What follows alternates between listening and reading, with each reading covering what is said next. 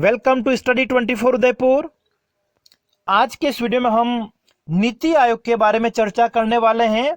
ये जो वीडियो है आपके अलग अलग जो कंपटीशन एग्जाम होते हैं, विभिन्न प्रतियोगी परीक्षाएं या फिर यूनिवर्सिटी के जो एग्जाम होते हैं, ग्रेजुएशन या पीजी के जो एग्जाम होते हैं, चाहे वो आर्ट्स हो या कॉमर्स हो, उन सभी के लिए एक महत्वपूर्ण टॉपिक, आपका एक महत्वपूर्ण प्रश्न पूछा जाता है कि नीति आयोग के ऊपर एक लेख लिखिए या नीति आयोग की संरचना, स्थापना के उद्देश्य एवं कार्यों का वर्णन कीजिए। तो आज के इस वीडियो में हम इस टॉपिक को कवर करने वाले हैं कि नीति आयोग की जो स्थापना है क्यों की गई, नीति आयोग की स्थापना के उद्देश्य क्या रहे हैं, नीति आयोग जो है क्या कार्य करता है और नीति आयोग की जो संरचना है, गठन जो किया गया है वो किस प्रकार किया गया है, उसमें कितने सदस्य होते हैं, क्या होता है, उन सभी के बारे में आज के इस वीडियो में हम डिस्कस करेंगे। सबसे पहले देखिए, अगर हम बात करें 1947 में भारत जब स्वतंत्र हुआ था, तो स्वतंत्रता प्राप्ति के पश्चात भारत ने विकास करने के लिए कौन सा मार्ग चुना था? सोवियत संघ जो है उसका मॉडल है पंचवर्षीय योजनाएं।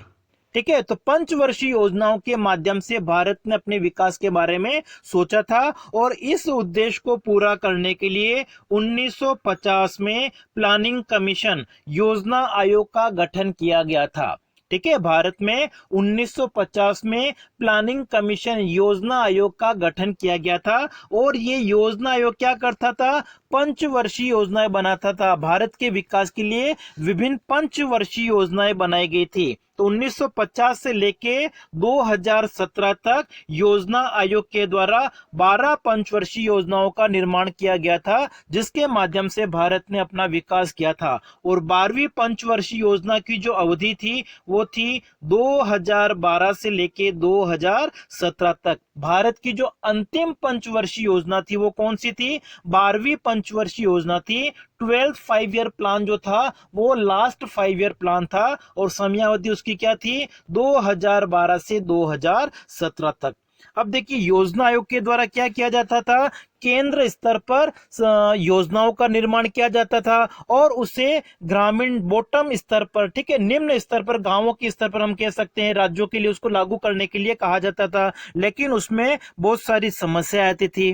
तो 2014 के बाद में जब भारतीय जनता पार्टी की सरकार बनी थी, नरेंद्र मोदी जो प्रधानमंत्री बने थे, तो उनकी सरकार आने के बाद में इसके बारे में सोचा गया था कि भारत को भी अब क्या करना पड़ेगा? अपना जो विकास का रास्ता है उसमें परिवर्तन करना पड़ेगा, उसमें नई सोच के साथ विकास की गति को आगे बढ़ाना पड़ेगा। और इसी बात को ध्यान में रखते हुए 1 जनवरी 2015 को नीति आयोग का गठन किया गया। तो सबसे पहले आपको ध्यान रखना है कि नीति आयोग का जो गठन है वो कब किया गया था? 1 जनवरी 2015 को।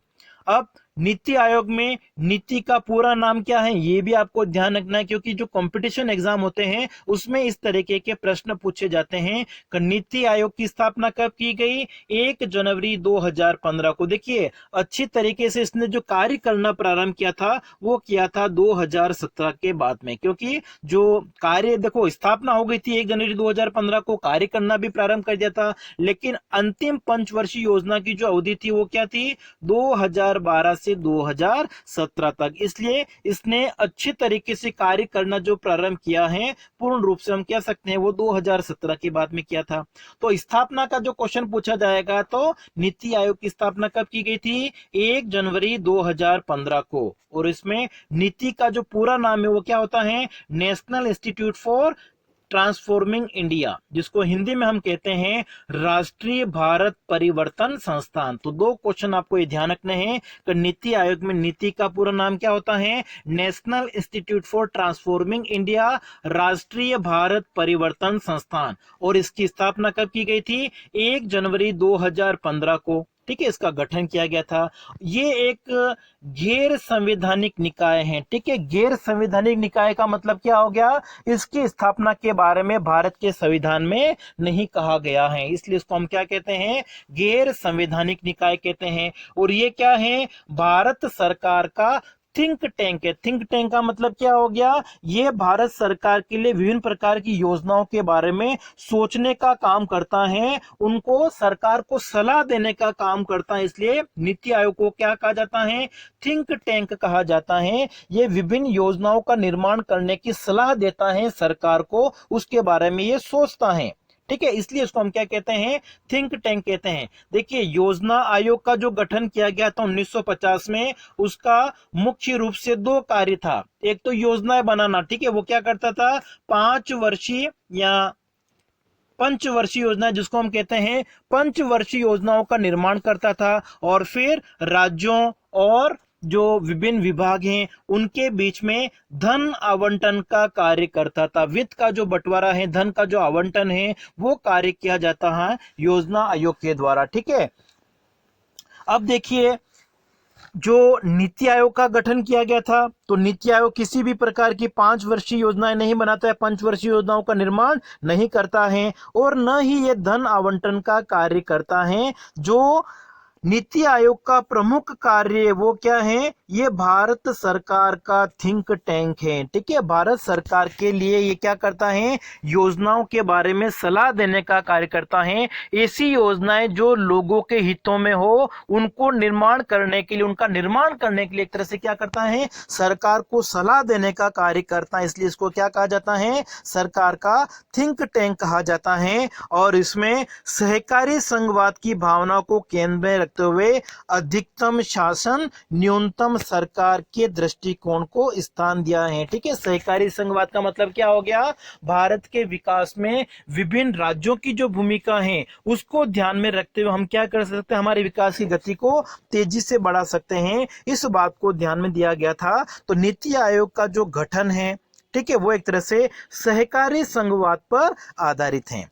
अब देखिए इसकी संरचना की अगर हम बात करें, ठीक है, तो संरचना में इसमें एक अध्यक्ष होता है, और अध्यक्ष कौन होगा, जो भारत का प्रधानमंत्री होगा वो ही नीति आयोग का अध्यक्ष होगा। तो वर्तमान समय में अगर हम बात करें, अभी जैसे मार्च 2023 है, तो अभी भारत के प्रधानमंत्री कौन है, श्री नरेंद्र मोदी, जो नीति आयोग के अध्यक्ष हैं। तो नीति आयोग की संरचना में एक अध्यक्ष होता है, कौन होता है वो अध्यक्ष, भारत का प्रधानमंत्री, और वर्तमान में भारत का जो प्रधानमंत्री वो कौन है, श्री नरेंद्र मोदी, इसलिए श्री नरेंद्र मोदी नीति आयोग के वर्तमान समय में अध्यक्ष हैं।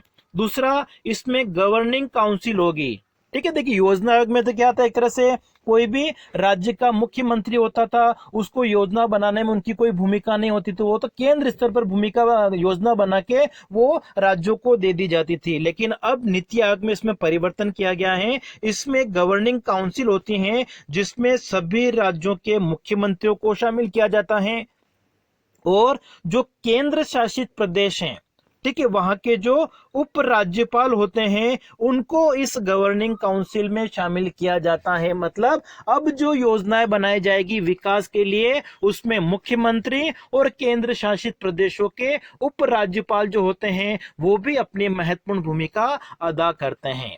फिर उसके बाद में तीसरी इसमें जो शामिल की जाती है वो एक तरह से क्या है, क्षेत्रीय परिषद, ठीक है। क्षेत्रीय परिषद का जो गठन है वो किस लिए किया जाएगा, विभिन्न प्रकार के ऐसे मामले होते हैं जिसमें विभिन्न राज्यों के बीच में किसी प्रकार का कोई झगड़ा हो जाए, कोई मुद्दा हो, जैसे ऐसे मुद्दे जिसमें एक उसका क्षेत्र क्या हो, एक से अधिक राज्य हो, तो इस स्थिति में उसके निपटारे के लिए एक क्षेत्रीय परिषद का गठन किया जाएगा। और उस क्षेत्रीय परिषद में क्या होगा, विभिन्न राज्यों के मुख्यमंत्री होंगे, उनको शामिल किया जाएगा, केंद्र शासित प्रदेशों के उप राज्यपाल होंगे, उनको शामिल किया जाएगा, ठीक है। तो क्षेत्रीय परिषद की गठन किया जाएगा, और इनकी जो बैठक होगी क्षेत्रीय परिषदों की, उनकी जो अध्यक्षता है वो किसके द्वारा की जाएगी, जो नीति आयोग का उपाध्यक्ष होगा उसके द्वारा इन क्षेत्रीय परिषदों की बैठकों की अध्यक्षता की जाएगी। तो ये प्रश्न भी एग्जाम में पूछा जाता है कि नीति आयोग की जो क्षेत्रीय परिषद होता है उसकी बैठक की जो अध्यक्षता है वो कौन करता है, तो इनकी बैठक की अध्यक्षता कौन करेगा, जो नीति आयोग का उपाध्यक्ष होता है वो करेगा। और वर्तमान समय में अगर हम देखें तो वर्तमान समय में जो नीति आयोग के उपाध्यक्ष हैं वो कौन है, श्री सुमन बेरी, ठीक है। 1 मई 2022 से नीति आयोग के जो उपाध्यक्ष हैं वो कौन है? सुमन बेरी। ठीक है, लेटेस्ट डेटा है, इसमें चेंज होता रहता है, तो बाद में जब चेंज हो जाए उस समय आपको ध्यान रखना है। अभी वर्तमान समय में उपाध्यक्ष कौन है? श्री सुमन बेरी हैं। और उपाध्यक्ष की जो नियुक्ति है वो भी किसके द्वारा की जाती है? प्रधानमंत्री के द्वारा। ठीक है, नीति आयोग का जो उपाध्यक्ष होता है उसकी नियुक्ति कौन करता है? प्रधानमंत्री करता है। और वर्तमान में जो उपाध्यक्ष हैं वो कौन है? श्री सुमन बेरी, 1 मई 2022 से। ठीक है, तो क्षेत्रीय परिषद की बात हो गई है। क्षेत्रीय परिषद में कौन शामिल होगा? मुख्यमंत्री शामिल होंगे विभिन्न राज्यों के, और केंद्र शासित प्रदेशों के राज्यपाल शामिल होंगे। और इनकी बैठक की जो अध्यक्षता है वो किसके द्वारा की जाएगी? जो नीति आयोग का उपाध्यक्ष होगा उसके द्वारा की जाएगी। फिर उसके बाद में संबंधित कार्य क्षेत्र की जानकारी रखने वाले विशेषज्ञ और कार्यरत लोग विशेष आमंत्रित के रूप में प्रधानमंत्री द्वारा नामित किए जाएंगे। ठीक है, इसमें क्या होते हैं? कुछ सदस्य ऐसे होते हैं जिनको विशेष आमंत्रित सदस्य कहा जाता है। वर्तमान में विशेष आमंत्रित सदस्य जो है वो कौन है? श्री नितिन गडकरी हैं, पीयूष गोयल हैं, वीरेंद्र कुमार, अश्विनी वैष्णव और राव इंद्रजीत सिंह, ये विशेष आमंत्रित सदस्य हैं।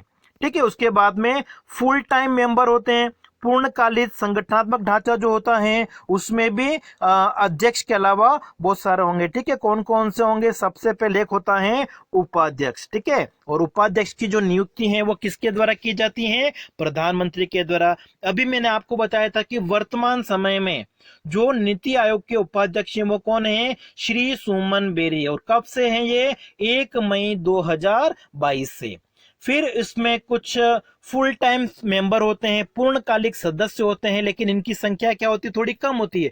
योजना आयोग में पूर्णकालिक सदस्यों की संख्या बहुत अधिक होती थी, लेकिन नीति आयोग में उनकी सदस्यों की संख्या में कटौती की गई है, लेकिन इसमें भी पूर्णकालिक सदस्य होते हैं। कुछ अंशकालिक सदस्य होते हैं। ठीक है, जो विश्वविद्यालय हैं, शोध संस्थान हैं और जो संबंधित संस्थान हैं उनसे अधिकतम 2 पदेन सदस्य होते हैं, अलग अलग विषय के बारे में जानकारी रखने वाले। फिर इसमें पदेन सदस्य होते हैं जो केंद्रीय मंत्री परिषद होती हैं, उसमें से अधिकतम 4 सदस्य हो सकते हैं जो प्रधानमंत्री के द्वारा नामित होते हैं। ठीक है, पदेन सदस्य कितने होते हैं? 4 होते हैं जो केंद्रीय मंत्री होते हैं। भारत में अगर हम अभी देखें तो 4 केंद्रीय मंत्री कौन कौन से इसके पदेन सदस्य हैं? तो सबसे पहले हैं श्री अमित शाह, दूसरे हैं राजनाथ सिंह, तीसरा श्री नरेंद्र सिंह तोमर कृषि मंत्री, और एक वित्त मंत्री श्रीमती निर्मला सीतारमण। ठीक है, तो ये 4 अभी पदेन सदस्य हैं जो केंद्रीय मंत्री के पद पे कार्यरत हैं। अमित शाह, राजनाथ सिंह, निर्मला सीतारमण और नरेंद्र सिंह तोमर, ये 4 पदेन सदस्य हैं। उसके बाद में एक मुख्य कार्यकारी अधिकारी होता है, सीईओ। ठीक है, जो सचिव स्तर का अधिकारी होता है वो प्रधानमंत्री द्वारा नियुक्त किया जाता है। और वर्तमान समय में जो सीईओ हैं वो कौन है? BVR सुब्रमण्यम। ठीक है, और सीईओ की जो नियुक्ति है वो 2 वर्ष के लिए की जाती है। इससे पहले जो सीईओ थे वो कौन थे? परमेश्वरन अय्यर।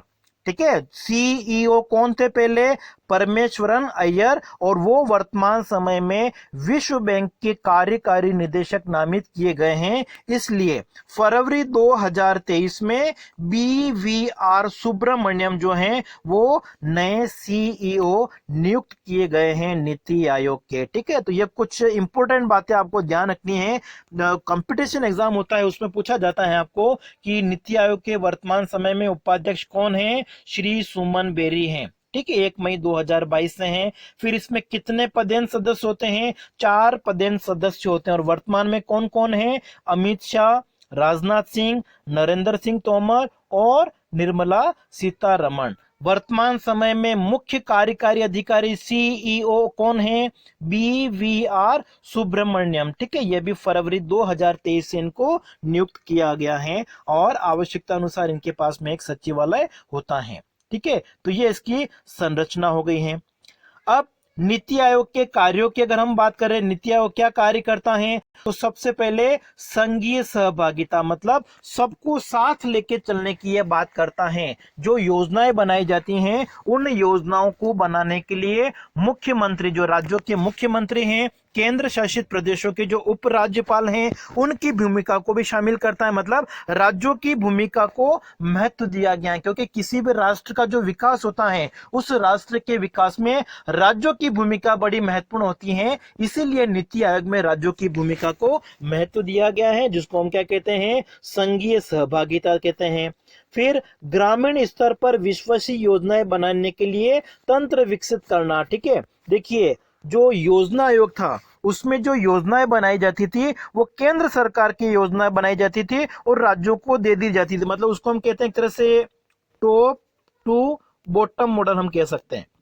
मतलब केंद्र स्तर पर योजना बनाई जाती थी और फिर राज्यों को उसको लागू करने के लिए दे दिया जाता था। मतलब वैसे की वैसे उनको लागू करनी पड़ती थी। उसमें उनके सामने बहुत सारी समस्या आती थी, लेकिन उसमें उनकी नहीं सुनी जाती थी। लेकिन नीति आयोग जो है वो जो योजनाएं बना जाता है, उसमें जो योजनाएं बनाई जाती है वो बनाई जाती हैं बॉटम टू टॉप, मतलब ग्रामीण स्तर पर योजनाएं बना के। ठीक है, मतलब इसमें जो राज्यों के मुख्य होते हैं वो भी सलाह देता है, उसके बाद में योजनाओं का निर्माण किया जाता है। इसलिए नीति आयोग में जो योजनाएं होती है वो बॉटम टू टॉप की ओर होती हैं। तो ग्रामीण स्तर पर भी इसमें महत्व दिया जाता है।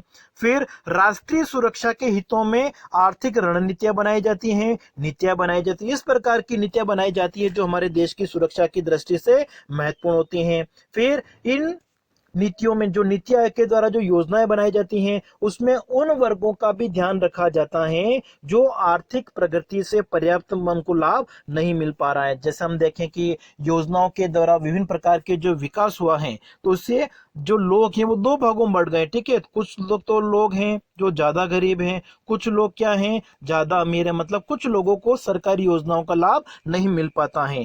तो नीति आयोग में यह प्रयास किया गया है कि जो भी योजनाएं बनाई जाती हैं उन योजनाओं का लाभ सभी लोगों को मिल सके। अर्थव्यवस्था का जो विकास हो रहा है उस विकास का जो लाभ है वो समाज के सभी लोगों को मिल सके, इस बात का इसमें ध्यान रखा जाता है। और इसके लिए क्या करता है, थिंक टैंक के रूप में कार्य करता है। ठीक है, थिंक टैंक का मतलब क्या हो गया, तो ये योजना बनाने के लिए सरकार को क्या करता है, सलाह देता है। ये सोचने का कार्य करता है। लोगों के हित के लिए योजनाओं का निर्माण करने के लिए सरकार को सलाह देने का कार्य करता है। ठीक है, फिर ये इसमें दो प्रकार के हब होते हैं।